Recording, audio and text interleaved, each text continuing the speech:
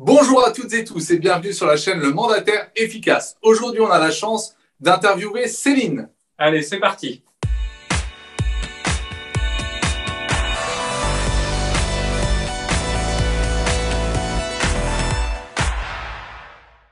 Pour commencer, le plus important, Céline, présente-toi. Nous, ils nous connaissent déjà, mais toi, ils ne te connaissent pas encore. Bonjour à tous ceux de la chaîne Mandataire Efficace. Bonjour Olivier, bonjour Sébastien. Merci de l'invitation. Donc, je m'appelle Céline Louise Dilemière. Vous me connaissez aussi sous le nom de Jankowski. Les aléas de la vie font que quelquefois on change de nom en cours de route. Je suis l'auteur du livre Plus de mandats grâce aux réseaux sociaux. On va peut-être en reparler tout à l'heure. J'accompagne les professionnels indépendants, dans l'immobilier ou pas, à mettre en place leur stratégie de communication digitale. On pourra aussi détailler tout ça au fur et à mesure de l'interview. Voilà. Il y aura le lien dans la description pour acheter ton livre directement. Parfait. Que les gens puissent aller se renseigner et s'éduquer un petit peu. Alors, pourquoi on a décidé d'interviewer Céline? C'est simple. Moi, j'avais découvert Céline avec son livre et puis avec Profil d'expert. C'était un café avec un expert sur Facebook. Ouais, tous les lundis. Oui, et moi, ce qui m'avait plu, c'est qu'aujourd'hui, vous le savez, avec Sébastien, on le dit souvent, sur le digital, on voit tout et n'importe quoi. Entre des agents immobiliers qui font des reels où ils font un peu les couillons et ceux qui ont envie de twerker, on s'est dit qu'au moins, Céline, elle a une vision globale de notre métier et surtout, elle a une vision personnelle de ce que doivent être les réseaux sociaux. C'est-à-dire qu'on ne doit pas être tous pareils. Donc, Céline, explique-nous un petit peu justement, toi, ta vision des choses sur cette partie-là du digital. Oui, sur Profil d'expert, si vous allez voir la page Facebook, vous allez voir dans la publicité, vous êtes unique, faites-le savoir. Et je pense que ça, c'est vraiment hyper important pour chacun des professionnels, quel que soit votre réseau, de se dire que avant tout, lorsque vous voulez créer un lien avec une personne, c'est de personne à personne, aussi bien dans le réel que sur les réseaux sociaux. Dans réseau social, il y a social, c'est-à-dire qu'on rencontre des personnes. Et donc, c'est hyper important que dans votre communication, qu'elle soit sur le terrain ou sur le digital, les gens apprennent à vous connaître, vous, et non pas, je dirais, un réseau complet, même si vous faites partie d'un réseau qui vous propose des services et puis des outils pour travailler qui peuvent être utiles, bien sûr, dans votre quotidien. Mais avant tout, c'est vous en tant que personne que les gens souhaitent rencontrer. Donc, c'est hyper important de penser d'abord dans sa communication digitale à savoir ce que on veut faire savoir de soi aux gens. C'est une des premières questions à se poser, en effet. Mais vraiment la personnalisation de l'information, donner que ce qu'on veut donner et donner l'image que l'on veut donner de soi-même. Pas jouer un rôle, pas ne parler que de son réseau, parler vraiment d'abord de soi pour pouvoir créer un vrai lien social avec les gens. Oui, c'est important parce que vous êtes professionnel de l'immobilier, donc au départ, les gens se disent, bon, il sait vendre une maison, il sait faire les choses que moi, en tant qu'individu qui cherche à vendre ou à acheter, je ne sais pas faire. Mais par contre, j'ai besoin de rencontrer quelqu'un à qui je vais faire confiance pour acheter ou vendre mon bien parce que c'est quand même pas n'importe quoi dans une vie. On ne change pas de maison tous les 15 jours quand même. Voilà, donc c'est quelque chose d'important et c'est je pense, un moment de vie qu'on a envie de passer avec quelqu'un avec qui on a confiance. Et trop souvent, on entend quand même dire que les agents immobiliers sont pas très réactifs ou sont pas très présents ou sont pas très pros. Bon, voilà, il y a pas mal de critiques. Donc, je pense que le plus vous pouvez donner de réassurance dans votre communication de par les conseils que vous donnez, de par l'expertise que vous avez, de par le partage d'expériences clients que vous pouvez donner, très certainement que ça va vous permettre de construire une communauté de gens qui vont apprendre à vous connaître au fur et à mesure qu'ils vont vous voir passer sur leur fil d'actualité. C'est ça aussi qui est hyper important. Au-delà de parler de soi, alors pas de sa vie privée, mais de soi en tant que professionnel, hein, voilà, c'est important aussi. C'est aussi de se dire, il faut qu'ils me voient régulièrement parce que vous pouvez regarder n'importe quel fil d'actualité quand vous ouvrez Facebook, Instagram ou autre chose. Vous voyez 36 000 choses. On passe de l'anniversaire du collègue au voyage de la tante, à la catastrophe internationale. Enfin bon, on passe du coq à l'âne de publication en publication. Il y a de la pub entre les deux. Et puis, il faut que vous, pendant ce temps-là, quand on tombe sur vous, les gens se disent, ah oui, c'est l'agent immobilier un tel qui est sur mon secteur, ah, j'aime bien ce qu'il fait, quoi. C'est ça, en fait, l'objectif, hein. C'est d'aller sortir du lot pour les bonnes raisons. Bah oui, d'ailleurs, tu l'as dit juste avant, tu as dit, faut pas que ça soit en trop personnel. C'est-à-dire que les gens, ils s'en fichent peut-être de savoir que, je sais pas, on a fait de la purée hier soir.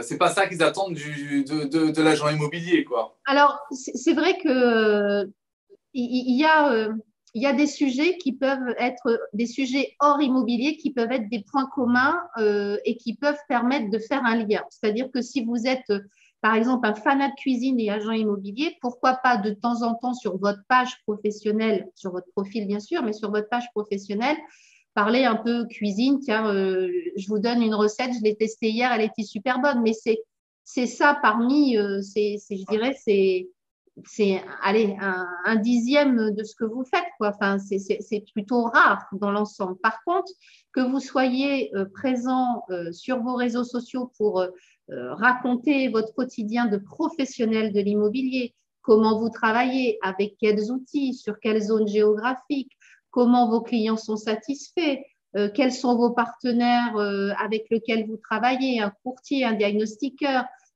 comment vous mettez en valeur le territoire sur lequel vous travaillez, parce que vous allez à la rencontre des commerçants, des artistes, des associations sportives, enfin voilà. Tout ça, ça fait partie de ce que vous pouvez faire sur votre communication digitale pour que les gens vous reconnaissent et sur le terrain, en vrai, et aussi sur le digital, parce que là aussi, moi, j'y crois pas trop à ceux qui font du 100% digital ou alors ils font à fond, on pousse l'algorithme, on en parlait tout à l'heure, mais on pourra en revenir dessus. Mais je crois que c'est super important d'avoir bien cet équilibre-là de la vie réelle terrain et que les gens vous croisent dans la rue quand vous distribuez vos prospectus ou les plaquettes que vous avez, quand vous allez chercher vos enfants à l'école, chercher du pain, mais aussi quand ils vous croisent, je sais pas moi, le dimanche sur le marché. Enfin, voilà, que ça soit des lieux de croisement digitaux et présentiels qui font que vous faites partie du paysage. Oui, parce que déjà au niveau du digital, on a vu pendant la période Covid confinement, on a eu un moment où nous, on avait le droit d'aller faire des visites virtuelles, mais les clients ne pouvaient pas venir visiter. Enfin, moi, personnellement, je n'ai pas fait de vente, hein. On a fait visiter des biens par WhatsApp, il n'y a pas de souci, mais il a fallu quand même que les gens viennent nous voir après pour faire l'offre. Donc on voit bien qu'on a encore un décalage entre le numérique et le réel et qu'aujourd'hui, le passage à l'action, il se fait par le réel. Ça peut être un outil, pour moi, le numérique, alors les réseaux sociaux, un outil de communication, un outil de prospection, si on veut aller par là, mais ce n'est qu'un petit outil. Il y en a plein des outils et il faut le ranger au bon endroit, quoi. Ça fait partie d'un tout et c'est souvent une des choses que je commence par faire quand j'accompagne un professionnel, c'est de te dire, voilà, tu as quoi, tu fais quoi, tu le fais comment déjà toutes ces briques que tu as d'outils où tu es présent, ton organisation, comment tout ça s'imbrique déjà pour aller vers quel objectif. Et donc, déjà, quand on pose ces questions-là, on se dit, ah oui, je suis peut-être allée un petit peu dans tous les sens. Ce qui est important, c'est de se dire, le digital est au service de mon métier et c'est pas moi qui suis au service du digital. Ça, c'est déjà parce que très vite, on peut vous dire, mais il faut que tu sois en vidéo, mais il faut que tu fasses des stories tous les jours, mais il n'y a pas il faut, il y a ce que je suis capable de faire, les journées ne sont pas extensibles et puis il y a des priorités. Donc, il y a ça aussi à remettre en perspective. Et puis, c'est vrai que la visite virtuelle, par exemple, est intéressante pour donner une première impression. Mais je veux dire, dans une visite virtuelle, on peut aussi planquer des vis cachées. Enfin, je veux dire, s'il y a, je sais pas moi, du moisi. C'est une atmosphère en plus. C'est ça. Si la maison sent le moisi quand on rentre, c'est sûr que sur la visite virtuelle, on ne le voit pas. Enfin, ça se voit pas, ça. Hein. Donc, il y a une ambiance. On sent les choses quand on vit dans une maison. Il y a un ressenti, il y a un coup de cœur, il y a de l'émotion. Donc, on peut, en tant que professionnel, essayer de faire passer cette émotion-là dans la description qu'on va donner sur l'environnement est magnifique, montrer un beau jardin, un environnement dans un village, la proximité des choses. On peut donner un parfum, une sensation, mais le client a quand même besoin d'aller sur place se rendre compte. Donc, l'outil digital est je dirais, est un outil de présélection, si on peut dire, pour aller faire là, du coup, une visite qui soit vraiment une visite qualitative chez le vendeur, quoi, et de ne pas faire défiler tout le monde pour faire défiler tout le monde aussi. Ça peut être… Du coup, je vais rebondir sur ce que tu as dit, parce que moi, de mémoire, dans ton livre, en fait, tu expliques finalement que le digital, c'est une passerelle. Puisque, tu viens de le dire, on ne peut pas faire de 100% digital. Nous, on le dit souvent avec Sébastien, ceux qui font 100% digital, bon, déjà, un, j'y crois pas, ou deux, ils sont ruinés. C'est ton surtout, sentiment, toi, là-dessus? ça doit être très frustrant parce que, enfin, moi, j'ai été agent immobilier pendant 5 ans. J'ai aimé rencontrer les gens. Enfin, quand tu fais du 100% digital, alors c'est vrai que les visios, c'est sympa. Enfin, moi, je suis à côté de Bordeaux. Vous êtes à La Rochelle, c'est ça? En Vendée? Non, en Vendée, En un petit peu Vendée. plus au-dessus. D'accord. Vu C'est la vrai Rennes, que carrément. la visio, c'est sympa parce que ça nous permet d'échanger là pendant ce temps et c'est chouette. Mais ce serait aussi sympa de se voir autour d'une tasse de thé ou de café ou autour d'un verre de vin pour discuter et faire partager nos conversations aux gens. Donc, il y a un moment où, comme tout a ses limites et c'est de mélanger tous les formats et tous les outils qui rend l'expérience intéressante. Donc, on passe du digital au présentiel, que de temps en temps, ce soit un coup de fil, que de temps en temps, ce soit un rendez-vous pour aller visiter, que d'autres fois, finalement, une visio, ça suffit pour éclaircir un point parce qu'on partage, je sais pas moi, des plans, un document, un truc. C'est ça aussi maintenant la richesse des outils qu'on peut utiliser quand on est un pro. Et c'est aussi ça l'expérience client qu'on peut offrir. Il y a différents formats à proposer. Et tous les utiliser, c'est vrai que c'est intéressant aussi. Ça permet tout de mélanger. Normalement, ça reste un outil, donc c'est pour nous simplifier la vie, pour nous faire gagner du temps, pour qu'on soit un peu plus efficace, comme on aime bien dire aussi. Et c'est vrai que ça, les gens ont encore du mal à le comprendre. Ils vont soit dans le tout numérique, parce que on en parle partout aujourd'hui sur Internet. Donc, oui, on voit des pubs les messages, voilà, ils sont biaisés. On explique les gens comment faire 300 000 euros de chiffre d'affaires grâce à Facebook. Pour l'instant, dans les réseaux dans lesquels j'ai été, j'en ai jamais vu. Hein. Ouais, mais en plus, ça demande ou de la technique à apprendre pour faire du web marketing et du coup, on duplique des schémas de vente en allant acheter de la pub Facebook qui renvoie sur un document à télécharger. Du coup, les gens vous donnent un email et derrière, vous renvoyez des séries de mails ou vous renvoyez vers un webinaire, une formation, ou vous renvoyez vers une série de vidéos. Enfin, ça, c'est le web marketing. Ça peut fonctionner, mais ça veut dire que je ne sais pas si pour acheter une maison, c'est le bon outil. Enfin, c'est ce que je veux dire. On peut en faire, mais il faut que ça soit un outil parmi d'autres. Il ne faut pas mettre tous ses œufs dans le même panier et surtout pas tous ses œufs dans le digital parce que on voit bien aussi que Facebook, ça plante des fois. Hein. On a été en rate de Facebook il n'y a pas si longtemps que ça, pendant quelques heures. On voit qu'il y a des réseaux sociaux qui coupent l'accès à des chaînes aussi. Hein.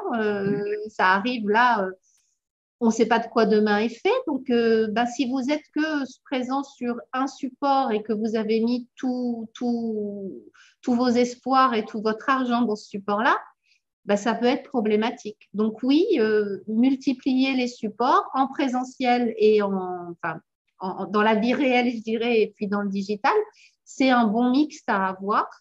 Après, il ne faut pas se laisser submerger justement par des choix qui nous obligent à tout le temps courir après il faut que je fasse ci, il faut que je fasse ça et s'en remettre encore un peu plus sur le dos, sur une journée au quotidien et les journées ne sont pas extensibles. En plus, moi, je trouve que le temps passe de plus en plus vite. Il y a des moments, je me dis, mais la journée est passée. Je ne sais pas si c'est pareil pour vous, mais c'est l'impression que ça me fait. Moi aussi.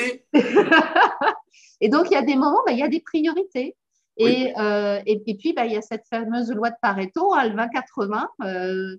20% souvent des actions rapportent 80% du chiffre d'affaires. On pourrait mettre ça un petit peu dans ce sens-là.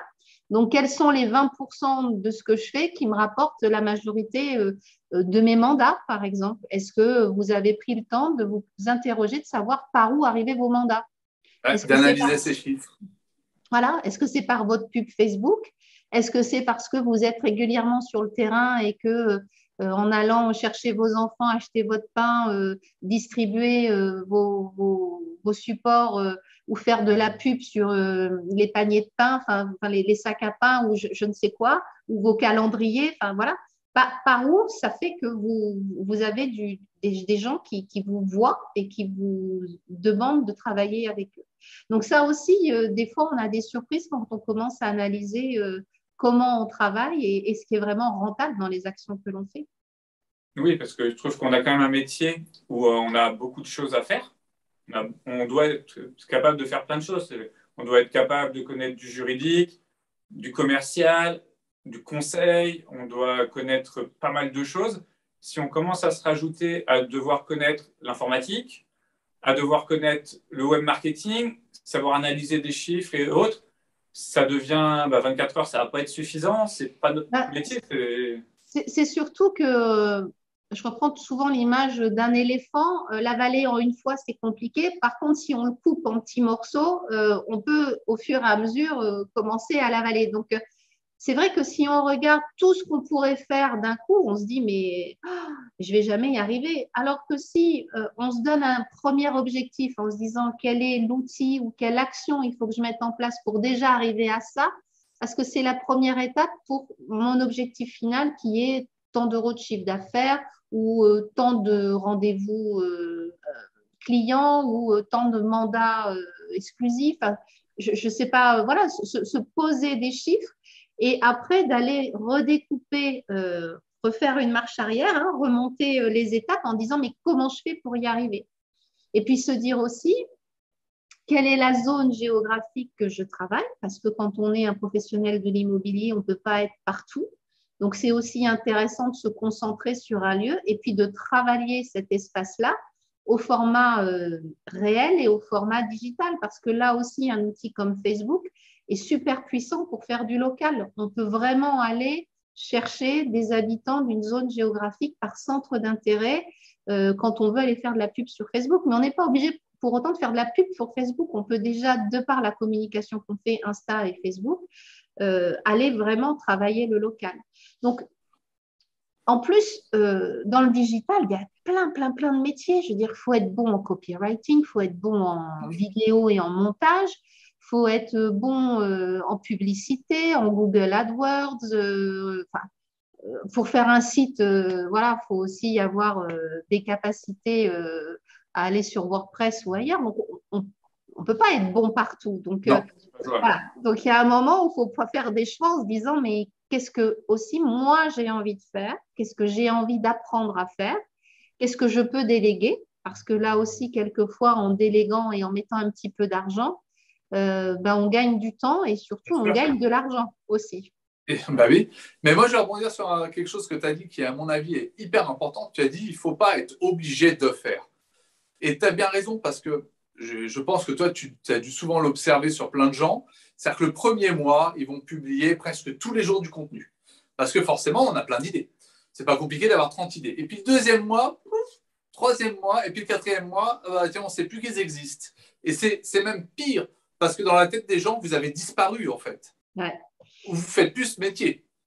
C'est la récurrence, c'est vraiment un point clé en fait de la présence digitale, mais de la prospection en général. Je veux dire, c'est la même chose. Si une fois vous distribuez vos calendriers dans l'année, admettons, puis qu'après les gens vous entendent plus jamais parler de vous, je veux dire, ça sert à rien. Enfin, c'est de l'argent perdu. Donc, c'est la même chose sur le digital. Si vous faites une campagne de publicité et que derrière, il n'y a plus rien, ou si vous faites une vidéo et puis vous ne faites plus rien derrière, en plus, les gens, je veux dire, sur le digital, il y a tellement de publications que vous êtes noyé dans la masse. Donc, c'est aussi en faisant de la récurrence de messages que l'algorithme, parce qu'ils sont quand même les rois du pétrole, hein, les algorithmes. Oh oui. Voilà. Donc, il faut être récurrent. Plus vous êtes régulier dans vos publications. Par exemple, sur Facebook, le format numéro 1, c'est le live. Tout le monde ne se sent pas l'envie de faire le live. Le format numéro 2, c'est la vidéo. Pour certains, ça reste compliqué de faire la vidéo. N'empêche que c'est quand même ce support-là qui est le plus fort au niveau de l'algorithme. Mais il n'y a pas que ça, c'est-à-dire que quand vous publiez la vidéo, il faut que les gens interagissent rapidement parce que l'algorithme propose votre publication à 1% de votre audience. Il faut que l'audience interagisse au moment où vous la publiez pour que l'algorithme se dise « Ah, mais tiens, ça intéresse du monde, donc on va pousser la publication. » Mais ça veut dire qu'en amont, au-delà de ce que vous publiez, vous vous êtes interrogé sur comment j'utilise mon outil. D'accord? Donc, il y a vraiment qui je suis dans le métier, hein, si on veut remonter un petit peu tout ça, qui je suis, comment j'ai envie d'être vue, quelle est mon expertise, quelles sont mes valeurs, quelles sont mes méthodes de travail, quelle expérience j'ai envie de faire vivre à mes clients. Après, il y a quels sont mes objectifs, qu'est-ce que je veux atteindre. Et puis après, il y a le comment. C'est-à-dire que est-ce que c'est par les réseaux sociaux? Oui, en partie. Est-ce que c'est par de la distribution de flyers ou je ne sais pas quoi? Oui, en partie. Est-ce que c'est je fais partie de réseaux d'entreprises sur le secteur où j'habite? Oui, en partie. Mais c'est tout ça qui va faire que les actions vont être impactantes. Et la cerise sur le gâteau, ce qui est intéressant, c'est de finalement se dire comment, dans cette dernière partie, ce que je fais s'imbrique les uns dans les autres. C'est-à-dire qu'une publication que je fais sur les réseaux sociaux, peut-être que je peux la réutiliser en envoi de mail à ma base de clients, ou peut-être que je peux en faire un article sur mon site web, ou peut-être que je peux le mettre sur un document que je distribue dans les boîtes aux lettres de mon secteur. Et c'est là aussi où on fait quelque part une économie d'échelle en disant un contenu, c'est ce que j'explique beaucoup dans le livre, un contenu, j'appelle ça recyclé, et recyclé dans plusieurs supports, des fois sous différents formats. Un article devient une vidéo, et puis ça devient une publication, puis ça devient un article dans un journal local, etc. Donc ça, c'est important. Avant de s'y mettre, c'est important de prendre un peu de hauteur et puis de se dire, en fait, qu'est-ce que je fais? Je vais où? Comment et pourquoi? Voilà. Oui, on ne peut pas se lancer directement en disant, un tel a fait ça, je vais le faire, parce que on le disait en off avant de commencer cette vidéo, il y a ce dont on est capable de faire, ce qu'on veut aussi donner comme image, et il faut que ça soit le plus fidèle à ce qu'on est, parce que sinon, quand la personne va nous voir, ça travestit complètement la réalité de la relation. Et puis, il y a l'algorithme à côté de ça, ce que veut l'algorithme. Mais forcément, les trois vont peut-être pas ensemble. Je dis pas que ça ne va pas ensemble parce que c'est pareil, il y a des décisions à prendre et il y a à faire des choix. Donc, ça dépend où vous voulez être mené ou si c'est vous qui tenez la barque. Voilà. Donc, c'est comme tout. Il y a peut-être des clients avec qui vous avez envie de travailler et d'autres avec qui vous n'avez pas envie de travailler. Des fois, c'est difficile de dire non à un client, mais entre nous, on sait qu'on a tous des clients chiants. Enfin, je veux dire, il y a des fois, on se dirait, celui-là, j'aurais mieux fait de dire non. Et c'est clair. Et des fois, on le sent même avant. On se dit, ça commence souvent au téléphone. Donc, voilà. Et donc, des fois, on gagnerait du temps à savoir dire non pour pouvoir faire de la place à autre chose. Donc, quand on dit non, on fait des choix, ce qui permet de dire oui à autre chose. Et en fait, je pense que c'est comme ça qu'il faut aussi voir qu'on ne peut pas être partout et qu'il faut, quand on sait donner, en fait, quand on sait où on va, quand on sait comment on a envie d'y aller, en fait, c'est bien plus simple au quotidien pour savoir dire oui ou non à ce qu'on veut faire, que ce soit dans le digital ou dans le quotidien, oui, bien sûr. Pour plein de choses. Donc, avoir une vision, moi, ça me semble, une vision, c'est peut-être un grand mot, mais oui, avoir une vision de ce qu'on a envie de réaliser dans l'année. Là, on est encore en début d'année, mars, je veux dire, il y a encore quelques mois devant nous. Peut-être qu'il est encore temps de se dire, ça, j'aime pas le faire, en plus, je suis pas bonne à faire ça. Est-ce que ça vaut le coup de garder ça? Est-ce que vraiment ça m'apporte quelque chose? Oui, non. Non, je laisse tomber, puis ça me fait de la place pour faire autre chose. Oui, c'est important, mais je suis nulle. Alors, quelle solution je peux trouver? Est-ce qu'il faut que je sois formée? Est-ce qu'il faut que je délègue? Essayer de trouver des solutions. Et quand ça, c'est résolu, on ouvre sa tête, son esprit et son temps à autre chose pour continuer à être plus performant. Et voilà, des fois, c'est compliqué de faire ces choix-là. Justement, pour simplifier un peu la chose, nous, dans la formation qu'on a fait avec Olivier, on parle des réseaux sociaux du digital, beaucoup moins en profondeur que ce que toi, tu proposes dans l'analyse que tu fais dans tes coachings avec les gens. Nous, on a simplifié les choses pour expliquer aux gens chaque réseau social un petit peu à quoi il sert, dans quel but et comment l'utiliser. Et comme quoi on ne peut pas être partout. Comme quoi on ne peut pas être partout, comment le simplifier. Et surtout, j'aimerais que tu nous dises ton avis sur ce que nous, on propose. On dit surtout, avant, on disait toujours le terme, on se fait googliser par un client pour savoir qui on est. Aujourd'hui, on ne va pas dire on se fait fouzbékitiser ou ce que tu veux, mais les gens vont, selon leur catégorie d'âge, selon leur truc, nous voir sur leur réseau social préféré, voir un petit peu qui on est. Donc nous, ce qu'on dit avec Olivier dans notre formation et qu'on explique comment faire, c'est en gros déjà, présentez-vous, sachez un petit peu juste montrer que vous êtes qui vous êtes en termes de professionnel de l'immobilier, sans rentrer à faire 300 stories, des réels, de tout ce que tu veux, mais déjà d'être un petit peu régulier sur une simplicité de notre métier et de nous. Est-ce que tu penses que déjà ça peut être une bonne base stratégique pour tous ceux qui nous regardent, de faire déjà du simple facilement sans prendre trop de temps et trop d'argent? C'est surtout qu'il faut aller à l'efficacité, c'est ça qui est important. Et peut-être de temps en temps de se mettre à la place du client final. Et quand vous avez un client devant vous ou un prospect, pourquoi pas lui dire qu'est-ce que vous attendez comme information de la part d'un pro de l'immobilier? Est-ce qu'il y a des choses qui vous posent question? Est-ce que vous aimeriez des informations sur un sujet ou sur un autre? Et là, ça vous donne des idées de contenu à créer déjà. Parce que lorsqu'on va à la rencontre de ces clients, si vous les écoutez bien, client ou prospect, hein, si vous êtes attentif, si vous êtes dans une attitude d'écoute active et que vous notez les questions qu'on vous pose, vous allez voir que ça, c'est de la matière à publication. C'est-à-dire, une personne peut vous dire, bah moi, ce qui me fout la trouille, c'est que vous fassiez défiler toutes les semaines 8, 10 personnes, que je sois obligée d'être là tout le temps, ouvrir, fermer, enfin. Et là, c'est à vous de le rassurer. Donc, ça, c'est une problématique qu'un client vous pose. Et donc, ça peut faire l'objet d'un contenu où vous expliquez comment vous travaillez. Et cette question-là que se pose, enfin, cette peur qu'a un client, vous pouvez vous dire, il y en a d'autres personnes sans doute qui ont cette même peur-là. Donc, déjà, ça, souvent, ce qu'on me dit, c'est, je ne sais pas quoi publier. Qu'est-ce que tu veux que je mette sur les réseaux sociaux? Mais à part dire j'ai des biens à vendre, bien vendus, j'ai signature, j'ai notaire, bah, a priori c'est votre boulot, hein, oui. Voilà. Donc là, ça va. mais bon, ça vous différencie pas d'un autre professionnel de l'immobilier qui, j'espère, a aussi signature, notaire, mandat. Oui, juste. Voilà. Et c'est pas tous les jours en plus, hein, donc malheureusement. Donc, il est peut-être intéressant plutôt de prendre le temps d'expliquer sur vos réseaux sociaux qui vous êtes, comment vous travaillez, comment vos clients sont satisfaits et pourquoi pas d'aller interviewer un client qui vous fait un avis positif. On en a parlé. Voilà, pourquoi pas refaire de temps en temps une petite vidéo d'un bien parce que vous sentez que ce mandat-là, ça traîne un peu. Puis ça peut être intéressant d'aller le représenter sous un autre angle.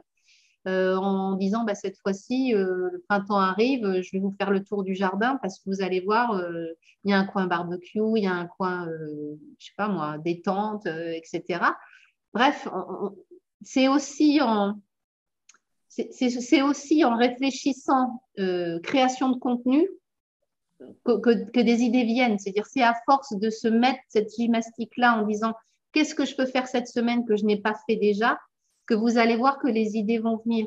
Et puis, s'inspirer des autres, pourquoi pas, mais c'est aussi important de rester soi-même dans notre personnalité parce que les gens viennent à vous, parce que vous êtes Olivier, vous êtes Sébastien et vous n'êtes pas Luc ou Pierre, quoi. Je veux dire, les gens, ils viennent à vous parce que votre discours leur a plu, parce que vous avez été clair pour eux. Et ça, c'est important d'avoir ça. Donc, c'est pas la peine de faire autre chose que ce que vous savez faire, en fait. Ben oui. Alors, on va parler un petit peu vidéo parce que, pour que les gens sachent, moi, je me suis lancé dans la vidéo à cause ou grâce à Céline. Ça va dépendre comment on se place. En fonction si on me déteste ou pas. Et en fait, c'est vrai que nous, ce qu'on dit avec Sébastien, c'est que quand on est mandataire immobilier ou agent immobilier, le but, c'est pas d'être un youtubeur hyper célèbre, etc. On ne fera pas des millions de vues parce que l'immobilier, ça intéresse les gens au moment où ils vont vendre ou au moment où ils vont acheter, mais le reste de l'année, c'est pas non plus le sujet qui les intéresse. Nous, en fait, ce qu'on explique aux gens, c'est faites des vidéos où vous allez peut-être donner un conseil, vous présenter, etc. Qu'est-ce que toi, tu vois là-dedans? Comment tu ressens les choses, en fait, avec l'outil vidéo? Alors, avec l'outil vidéo, on peut faire plein de choses. Je veux dire, on peut aller très loin, on peut se faire plaisir. Déjà, il faut, pour beaucoup, passer le cap de se dire, je fais une vidéo et je me vois, je m'entends. J'aime pas comment je parle, comment je ris, comment je suis habillée, j'ai des rides. C'est le montage le plus dur, souvent. C'est là où ça pique. C'est là. Et d'ailleurs, petite parenthèse sur ça, ceux qui veulent faire de la vidéo sans se filmer, ils peuvent très bien utiliser l'outil Canva, comme on parle des fois avec Olivier. On remettra un lien, ce sera plus simple pour les gens, et faire des vidéos avec comme un petit système de PowerPoint qui défile. C'est aussi de la vidéo. Les algorithmes le voient comme une vidéo, et on ne voit pas notre visage si on ne l'assume pas tout le temps d'être face caméra non plus, même si c'est moins bien. Je comprends. Ouais, c'est pas facile. Mais la problématique de faire ça, alors pourquoi pas le faire de temps en temps, mais quand même de temps en temps, enfin, de moins en moins, mais il y a quand même beaucoup, beaucoup, beaucoup, beaucoup de profils de professionnels qui restent sans la tête du professionnel sur le profil. Ah ouais. Ouais. Et ça, je veux dire, c'est au-delà même du rond avec le profil sur Facebook pour voir le visage, mais dans le fil d'actualité, combien de fois on a le nom et le prénom du professionnel, puis souvent après le nom du réseau. Et là, on voit que des maisons. Alors oui, d'accord, c'est son métier, mais sur un profil ou sur une page, qu'on aimerait bien, c'est de voir le professionnel, quelle tête il a, comment il est, est-ce que je peux lui lui faire confiance, quoi. Je pense que à compétence égale, je pense que quelqu'un va plutôt avoir tendance à aller vers quelqu'un qui s'est montré tel qu'il est dans sa façon d'être, plutôt que quelqu'un qui se cache derrière des photos de maison. Voilà. D'ailleurs, sur les mini-sites des mandataires, il y a toujours les photos du mandataire. Et d'ailleurs, les gens nous le disent souvent, je vous ai reconnu, ou je vous suis, je vous ai déjà vu sur Facebook ou autre. Ça les rassure, en fait. Bien sûr, mais moi, la première, moi, j'aime bien savoir à qui j'ai affaire. Le téléphone, c'est bien pour un premier contact, mais il y a un moment, c'est aussi pour ça qu'ils vont taper votre nom et votre prénom sur Google, parce qu'ils ont un peu… s'ils se disent, le type, il a l'air pas mal, tiens, je vais aller voir à quoi il ressemble, ce qu'il fait, ce qu'il dit. S'ils tombent sur un profil où déjà, il n'y a rien et il y a quelques maisons et que ça ne correspond pas au type de maison déjà que la personne veut vendre ou acheter, là, vous êtes mal parti. Donc, là encore, je parle de l'expérience client, mais ça fait partie des choses. C'est-à-dire se mettre dans la peau du client et arrêter de se mettre dans dans sa peau à soi. Je veux dire, se dire comment on est perçu. Quand les gens veulent venir à moi, par quoi ils doivent passer pour aller jusqu'à moi? Est-ce qu'il faut passer par 36 000 étapes pour réussir à voir ma tête, mon mail ou mon numéro de téléphone? Ça, c'est… Maintenant, un Google My Business, tout le monde devrait l'avoir avec sa fiche, son nom, son prénom. Après, vous mettez le réseau si vous voulez. Et avoir un Google My Business avec votre numéro de téléphone, un lien vers un site. Si vous n'avez pas de mini-site avec vos réseaux, il y a plein de blogs qui peuvent vous permettre de faire un mini-site où vous racontez un peu comment vous travaillez, où vous mettez quelques biens à vendre, vous faites les liens par les plateformes où sont vos biens. Ça demande… C'est gratuit déjà, et un Google My Business, ça vous référence sur Google. Donc déjà, c'est, je dirais, le B.A.-ba. Le problème, c'est que ce n'est pas forcément ce à quoi les gens pensent au premier. Bon, voilà. En plus, le Google My Business, ce qui est intéressant, c'est que votre fiche, elle est liée à une zone géographique. Donc ça, vous allez gagner aussi en visibilité locale. Et c'est hyper important. Voilà. Parce que là encore, on a chacun… quand on est agent immobilier, moi je travaille au niveau national, mais vous, en tant que professionnel de l'immobilier, rares sont ceux qui ont la France entière pour prendre des biens, quoi. Ouais. Donc, à mon avis, ça doit exister, mais sur les biens d'exception, château, tout ça. C'est ça. Donc, c'est une autre approche. Ce n'est pas sur Facebook qu'ils sont, ceux-là. Ils sont ailleurs. Donc, je veux dire, jouer le jeu du local. Ça aussi, c'est important. Parler info locale, parler… de ce qui se passe ce week-end, parler de l'équipe de foot qui s'est qualifiée face à la grande ville locale. Montrer que vous êtes impliqué dans la vie locale, les gens vont apprécier, puis donner même des infos décalées, pourquoi pas de temps en temps, parce que ça aussi, les gens aiment bien, ça fera votre marque de fabrique. Donc, soyez vous-même, ça c'est important, et arrêtez de vous planquer. D'accord. Et qu'est-ce que tu peux donner comme conseil aux gens qui s'inquiètent parce qu'ils ont 40 abonnés seulement, 100 abonnés, 2 likes et qui sont en panique de voir qu'il y en a qui en ont 3 000 – 4 000? Alors, il y a la qualité de l'audience, ça c'est hyper important. Voilà. Quelle est la qualité de votre communauté? Commencez par virer de votre communauté tous les confrères agents immobiliers, ça fera de la place pour des gens locaux, enfin, des gens qui sont sur votre secteur. Parce que là aussi, l'algorithme des réseaux sociaux, il regarde quel est le profil des personnes qui sont amies avec vous. Donc, il aura tendance à vous proposer des contenus des personnes qui sont dans vos types d'amis, voilà. Et à eux aussi, ils proposeront vos contenus. Donc, vous aurez de ce fait, si vous avez beaucoup d'amis amis entre guillemets sur Facebook ou abonnés qui sont dans le milieu immobilier, bah, très certainement que vos contenus ils iront plus vers des professionnels de l'immobilier que des gens qui habitent votre secteur. Donc là encore, il faut savoir dire non à certaines choses pour dire oui à d'autres. Donc dites non aux concurrents et dites oui à ceux qui habitent votre secteur.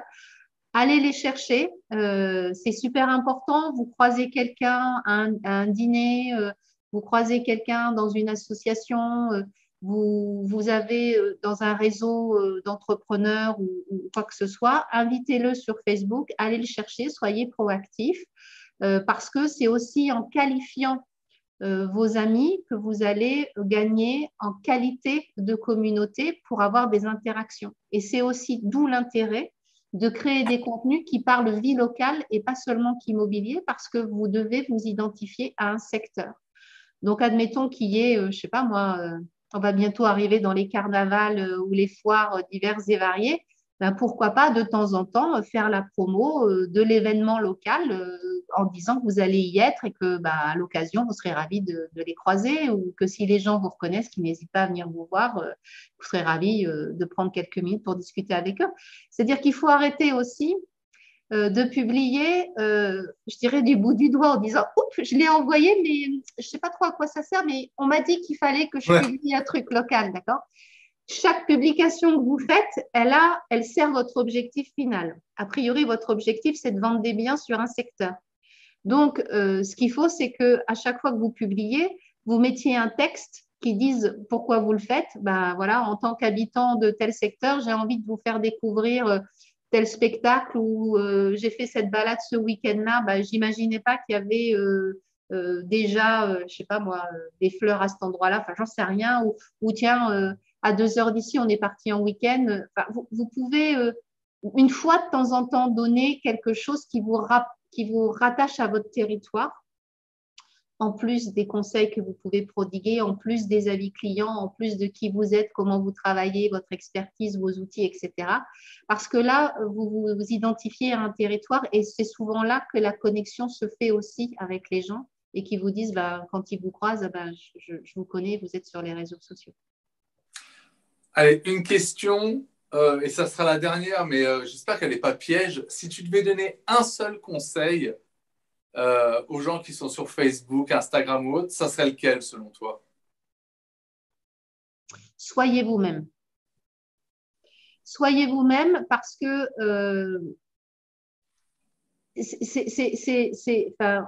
dans l'immobilier, comme dans les métiers commerciaux, c'est quand même nous la matière première, je dirais, de ce qu'on peut vendre, de ce qu'on peut faire, de ce qu'on peut réaliser pour les gens. Donc, soyez vous-même dans vos qualités, dans ce que vous proposez, dans ce que vous dites, dans la façon dont vous êtes, parce que c'est vrai qu'il y en a qui sont super rigolos à écouter, mais il y en a d'autres qui sont hyper sérieux, mais ils sont tout aussi intéressants à écouter, et que c'est ce qui fait, c'est la différence de chacun qui fait qu'on ira vers l'un ou vers l'autre, et ça fait partie du jeu, et on le sait bien. Donc, soyez vous-même, soyez vrai, important, moi je crois, parce que trop souvent aussi, des gens se comparent par rapport aux autres et il n'y a pas à se comparer. Si vous êtes vous-même et que vous y arrivez, ça paraît logique que sur le digital, ça passe aussi. Enfin, il y a pas… Soyez professionnel, soyez vous, voilà. Super, très bon conseil en tout cas. C'est ce qu'on essaie de dire aussi. D'accord, alors ça va. Exactement, oui, ça va. tout va bien. Non, mais c'est vrai que c'est le plus important parce qu'on rencontre les gens après. Et puis, si on se force à jouer un rôle, vous arrêterez très vite et sur le digital et même dans le métier. Donc, c'est pas le. Oui, mais pas parce qu'on ne peut pas plaire à tout le monde. Je veux dire, je pense que c'est acquis. Enfin, on ne peut pas plaire à tout le monde. Donc, voilà. Et puis, ce qu'attendent les gens d'un mandataire ou d'un agent immobilier, ce n'est pas ce qu'ils attendent d'un youtubeur, ce n'est pas ce qu'ils attendent d'une influenceuse qui vend des leggings. Voilà, c'est pas, il y a pas de rapport entre ces… Il y a des fois un mélange des gens, c'est vrai. C'est ça. Vrai. À vouloir en faire trop, quelquefois, on ne sait plus trop où on en est. Mais je pense que même les personnes qui sont peut-être très à travailler leurs vidéos comme des influenceurs, et ils doivent y passer beaucoup, beaucoup de temps. Mais est-ce que c'est ça qui les fait vivre au quotidien? Je pense que là aussi, il y a une question à se poser. Peut-être que pour certaines ou certains, ça fonctionne très bien et c'est une stratégie et qu'elles ont aussi la personnalité, la capacité pour le faire, mais c'est pas donné à tout le monde et c'est pas en voulant confier quelqu'un qu'on dit oh, mais j'arriverai jamais à faire ce qu'elle fait, mais c'est pas ce qu'on vous demande non plus. Enfin, ouais, tout à fait. Faites ce que vous savez faire. Les premières vidéos, généralement, sont nulles, donc c'est acquis. Voilà. Et la 10e est mieux, et la 20e est encore mieux, et la 100e est bien mieux, parce que on apprend. On prend des automatismes, bien sûr. Voilà, et les vidéos, elles nous plairont jamais à nous-mêmes, de toute façon. Donc, on pourra se regarder à la 2000e, on va pas s'aimer en général, donc tout va bien. Hein. C'est souvent parce qu'on se met en tête un résultat, mais les gens n'ont pas le résultat qu'on a en tête, eux. Enfin, je veux dire, pour eux, ils se disent pas, ah ouais, mais il avait pensé qu'il devait faire ci, il l'a pas fait. Ben non, il ne sait pas. Donc, c'est pour ça, il faut arrêter des fois de se mettre la pression.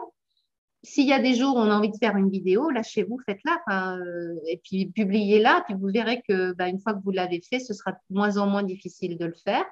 Vous n'êtes pas obligé de la regarder non plus, hein, une fois qu'elle est balancée. De toute façon, vu la durée de vie d'une publication sur Facebook, oui, c'est ça. Ça devrait aller. Voilà, il n'y a pas trop de danger. Puis généralement, les premières que l'on fait, c'est quand on est débutant et on n'a pas beaucoup de monde sur la communauté. Donc, c'est pareil, je veux dire, il n'y a que ceux qui ont envie vraiment de savoir toute votre vie qui vont remonter pour voir la première vidéo qui n'était pas terrible. Donc, faut y aller détendu, quoi. Faites-vous plaisir aussi. Tiens, un autre conseil, faites-vous plaisir.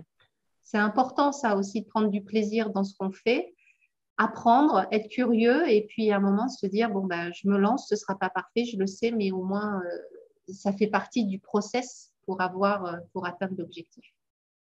On te laisse remontrer ton livre, Céline. Vous avez compris, si vous voulez plein de bons conseils et même plus un accompagnement personnalisé, il faut voir avec Céline. À l'écran, non, du coup? Oui, c'est parfait. Voilà. On va le remettre, de toute façon, on le remet en lien dans la vidéo. Voilà.